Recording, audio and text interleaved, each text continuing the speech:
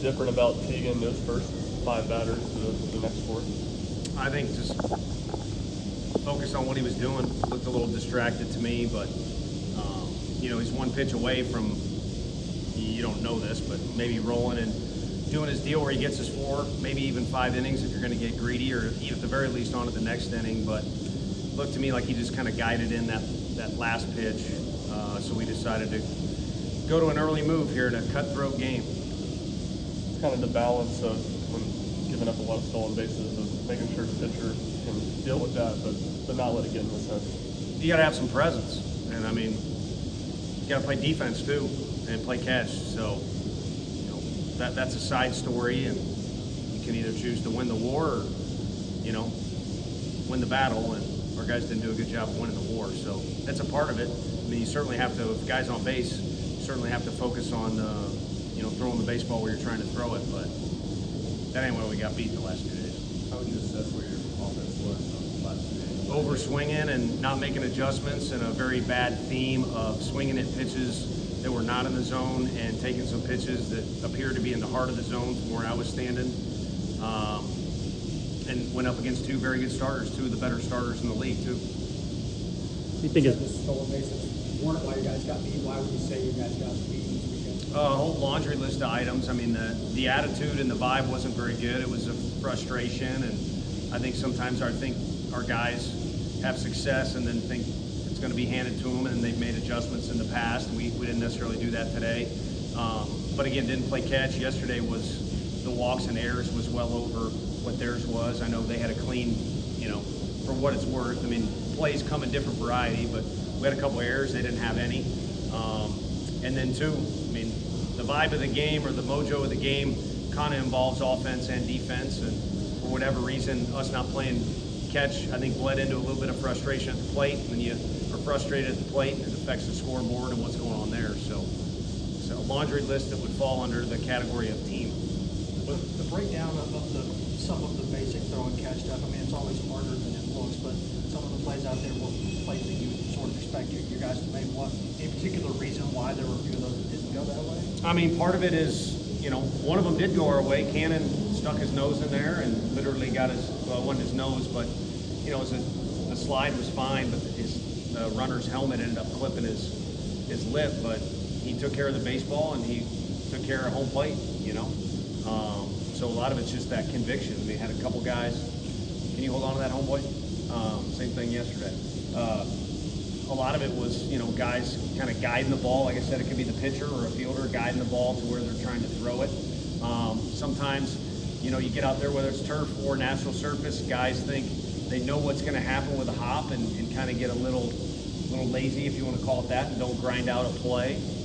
You got to be strong around the base. So it's the one play we made, I think, is an example of how you got to do it. You got to have a little conviction to you, and you got to grind out on defense 27 outs. What's the biggest adjustment that you're looking for the game versus Lipscomb Tuesday?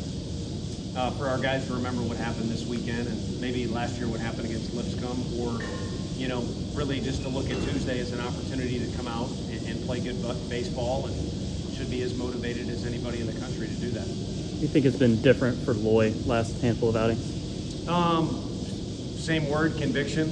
I know I haven't looked at today's, but I know he started the deal right out of the gate with a guy 0-2, and a pitch didn't have any finish to it. Towards the direction he was throwing it, just kind of bled right over the middle of the plate. So I think, conviction and certainty in what he's doing, which has always been his that's kind of been his MO, if you will. It's never been about stuff with him. It's quality stuff, but it's really about him being a guy that even as a freshman in an SEC championship game or a lot of big games in high school he pitched in, just kind of having some presence and some certainty to him. So I think that's a big thing with the hitters or defense or holding runners or doing whatever is having the right presence. How would you assess Brandon Arbison today? He was good. He was letting that thing loose. And, whether it be Teagan or whoever, we wanted to get to a point where Snead would be in the middle of the game and feel confident in him. And, again, I think because the score is 3-0 and the theme of the at-bats the last day and a half are what they are, you consider every run valuable. So I think we to go to Snead there. You could argue whether it's the right thing or not, because it would have been interesting to see if Arf could go a little bit more. But, you know, for now, he's a sprinter out of the bullpen for us, and he keeps building up steam. In terms of, you alluded to this a little bit, I think, earlier, but in terms of the presence going into the day, what was your vibe check on that kind of look at the feeling going into the game? You know, I think I didn't pick up on any one thing that was lacking or too much of or anything like that. I think early in the game, the tension was there maybe a little too much, but again, when it kind of goes down the way it does in the second inning and you don't get immediate results, it's, I think, nature of the beast. I was the worst at it of you let the results or the scoreboard sway your mood a little bit. So maybe there's a little bit more of an underlying theme there of, you know, guys allowing results or outcomes to kind of shift their mood one way or the other. And, you know, you guys said it, or somebody wrote it or said it. I certainly said it.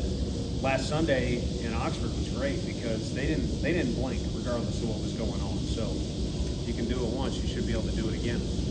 Earlier this year, Hunter made a play in center field, and you wish that the crowd had given him more of an ovation.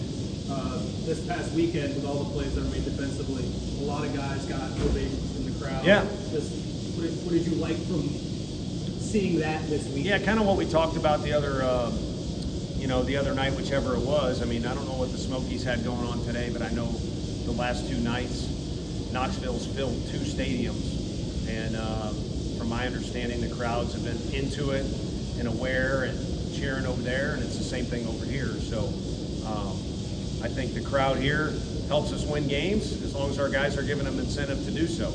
And no one wants to hear whining or anything like that. Because at our park, you can hear everything. It's the toughest park to umpire in the country. So again, you get heated and you argue. Those guys all end up with about the same score as what I've told you before. It's good that when the fans have our back as it relates to the umpires. But the point being is you're right on top of the action. You can hear everything. So the more they're involved, the more they're positive, the more they help us win. And as we always say around here, it takes 2 to tango. I think part of the reason the fans have come out here and we've had to build a bigger stadium is they've fallen in love with the personalities like Kirby and you know, Hunter Ensley and whoever else you want to come up with that have been a part of the program. But I think they've also appreciated the way that our guys have played at times, whether it be with passion or win or lose, something that they can say, I'll attach my name to that. And kudos to Kentucky, in particular those 2 starting pitchers, but I don't think anyone wants to attach their name to the last 2 days. You referenced you not blinking last week at Ole Miss, and then this weekend going like you did. How do you get back to kind of that identity versus what went down? It's like you know, and I'm not, there's plenty of things you can analyze we need to get better, but for that particular question, it's like the doctor can prescribe you what to do to rehab something, but then you have to do it. So it's up to us to point out some things that need to improve, and then at this point in the season, a lot of what's going to go on with Florida State's program, Kentucky's, ours, Oregon's, whoever, is going to be the decision that the kids make. Thanks, Coach. Thanks, Tony.